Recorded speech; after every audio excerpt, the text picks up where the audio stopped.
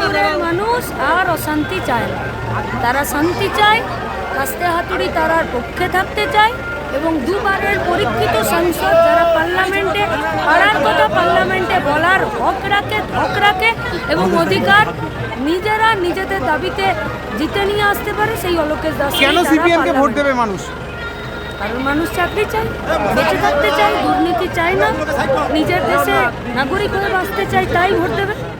রানাঘাট লোকসভা কেন্দ্রের সিপিআইএম কংগ্রেস জোট প্রার্থী অলোকেশ দাসের সমর্থনে রোড শো করে ভোট প্রচার করতে এলেন ডিওয়াইএফআই এর নেত্রী মীনাক্ষী মুখার্জি। এদিন সাংবাদিকদের মুখোমুখি হয়ে রাজ্য সরকারের তীব্র কটাক্ষ করেন মীনাক্ষী।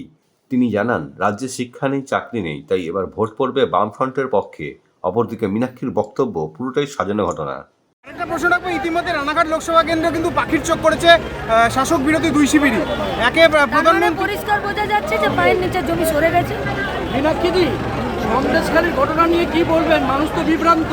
একবার তৃণমূলের কোনো মানুষ বিভ্রান্ত নয়, টিভির পর্দাতে মানুষ চলে না। সন্দেশখালীতে মানুষের জমি লুট হয়েছে, সন্দেশখালীতে যারা ধরা পড়েছে তারা বালুর সঙ্গে রেশনের চাল চুরি করেছে, সন্দেশখালীতে মায়েদের ইজ্জত লুট হয়েছে, সন্দেশখালীতে বেকার ছেলে মেয়েদেরকে 100 দিনের কাজ না দিয়ে বাইরে কাজ করতে যেতে বাধা দিয়েছে, সন্দেশখালীতে জোর করে ধানের জমি জলকর করেছে। কোনটা মিথ্যে, কোনটা বিভ্রান্তিমূলক? যেটা টিভির পর্দায় ওরা চালাতে চাইছে সেটা বিভ্রান্তিমূলক। পশ্চিমবঙ্গের মানুষ এত বোকা নয়। এটা তেভাগার আন্দোলন, এটা বর্গার আন্দোলন, এটা স্বাধীনতা আন্দোলন। রাজ্যপাল প্রসঙ্গে কি বলবে? রাজ্যপাল প্রসঙ্গে কি বলবে?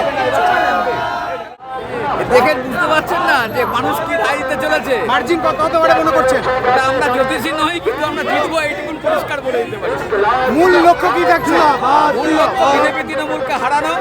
তারপর হচ্ছে আমাদের রাজ্যে যে লুঠত রাজ তৈরি হচ্ছে, লুঠত রাজের যে ভিত্তি সেটাকে ভেঙে দেবে।